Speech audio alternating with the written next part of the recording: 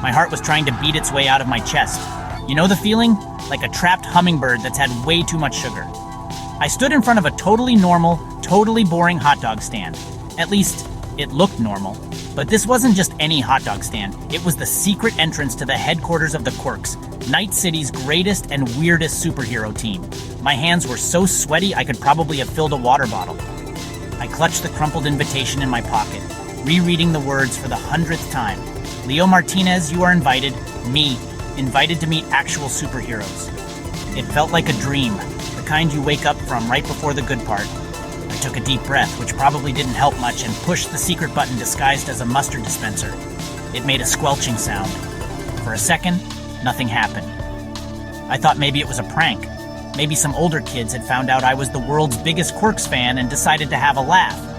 But then, the entire hot dog stand started to vibrate. The ground rumbled beneath my sneakers, and the whole thing sank into the sidewalk like a secret elevator from a spy movie.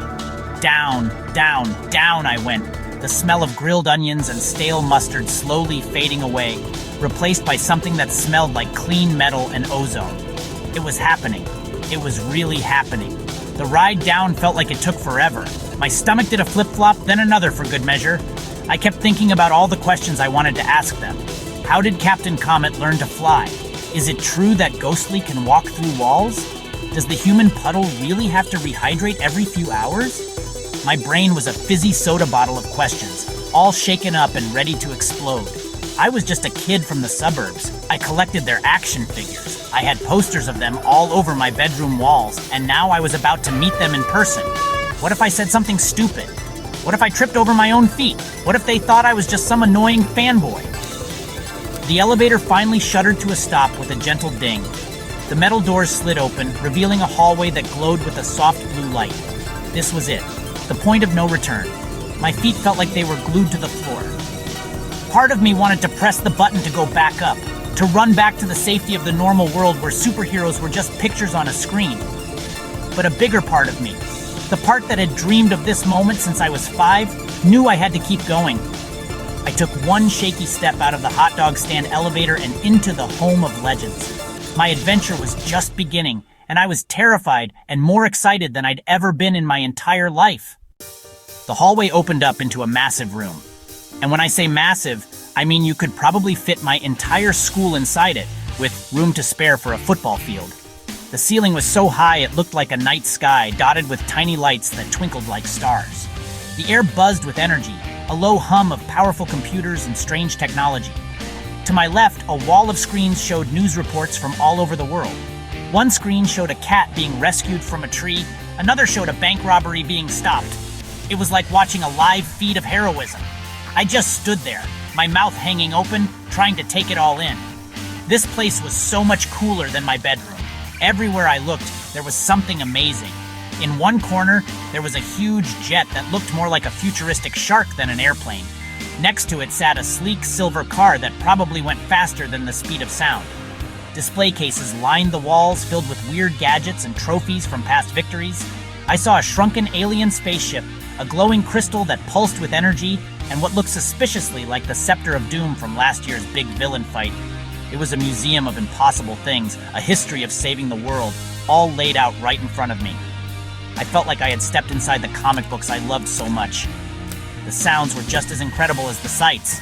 I could hear the whoosh of an automatic door sliding open somewhere, the clank of metal on metal from a workshop area, and the cheerful beeping of a friendly-looking robot that was rolling by, carrying a tray of what looked like engine oil and smoothies. It waved a little metal claw at me as it passed. I waved back, feeling a little silly. The whole place felt alive, like a giant, well-oiled machine that was constantly working to keep the city safe. It wasn't a dark, scary cave like in the movies. It was bright, busy, and full of a strange kind of hope. It was a place where miracles happened every day. My eyes kept darting around, trying not to miss a single detail. I saw a training area with holographic targets and what looked like a giant hamster wheel for someone with super speed. There was a laboratory filled with bubbling beakers and complicated machines that I couldn't even begin to understand. This wasn't just a base. It was a home. It was a place built for heroes, designed to help them be the best they could be. And I, Leo Martinez, a regular kid who sometimes forgot his homework, was standing right in the middle of it all. It was more than I could have ever imagined, and my heart swelled with awe. This was where I wanted to be. Suddenly I heard voices. Real live voices. I turned toward the sound and saw them. The Quirks. They were all there, standing around a huge circular table, looking at a holographic map of the city. There was Captain Comet, tall and confident, his cape shimmering even without any wind. Next to him was Ghostly, who was slightly transparent, so I could kind of see the chair behind her. The human puddle was in a special containment suit, looking, well, like a person-shaped blob of water. And then there was my absolute favorite, Bolt, the super-fast teenager who was currently vibrating in his seat, probably out of sheer boredom. He was only a few years older than me. Captain Comet looked up and saw me standing there, probably looking like a lost puppy. He smiled, and his smile was like the sun coming out from behind the clouds. "You must be Leo," he said, his voice as powerful and calm as I always imagined. "Welcome to the hub." I tried to say something cool, something witty. What came out was a squeak, just a tiny, embarrassing squeak. My face turned beet red. I was meeting my idols, and I had just made a sound like a mouse being stepped on. I wished the floor would open up and swallow me whole. This was not how I planned my grand entrance. But then, something amazing happened. Bolt zipped over to me in less than a second, appearing right in front of me in a blur of yellow lightning. "Hey, you made it!" he said, grinning. "Don't worry about the captain." He sounds all serious, but he tells the worst dad jokes. He offered me a fist bump. A fist bump from Bolt! I slowly raised my shaking hand and bumped his fist. It felt like getting a tiny jolt of electricity. Ghostly floated over, her form solidifying a little. "It's nice to meet you, Leo," she said, her voice soft and airy. "We've heard a lot about you." They knew my name. They knew who I was. The human puddle sloshed in his suit, and a synthesized voice came from a speaker on his chest. "Greetings, Leo.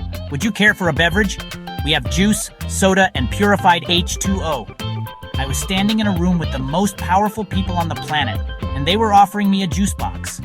The whole situation was so surreal, so completely bonkers, that I couldn't help but smile. They weren't scary gods from the sky. They were people. Weird, super-powered people, sure, but they were friendly. They were welcoming. All my fear started to melt away, replaced by a warm, fuzzy feeling. I was finally meeting my heroes, and they were even better than I had hoped. My dream, the one I kept locked away in my heart, was to be one of them. It sounds crazy, I know. I don't have super strength or laser eyes. The only thing I can do faster than anyone else is finish a whole pizza by myself. But I've always wanted to help people. I wanted to be brave enough to stand up for those who couldn't stand up for themselves.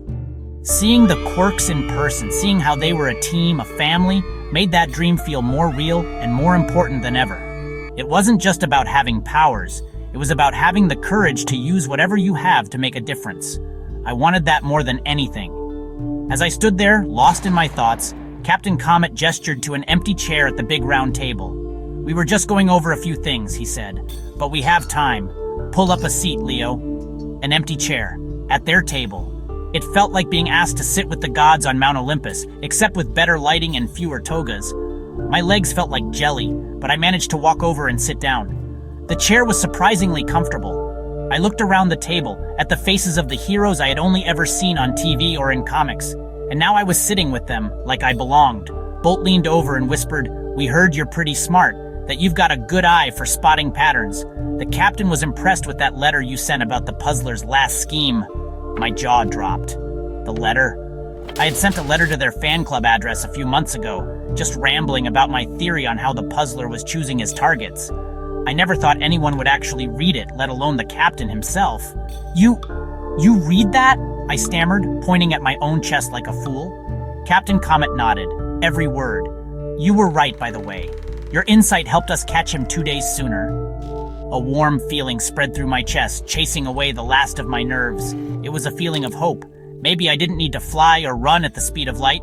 Maybe being smart, being observant was a kind of superpower too. Captain Comet smiled at me again, that powerful, reassuring smile. "We think you have potential, Leo," he said. "A lot of potential." In that moment, sitting at that table, surrounded by my heroes, I felt like I wasn't just a fan anymore. I felt like I was at the beginning of something new. I felt for the very first time like I could actually become one of them. And that was the best feeling in the world.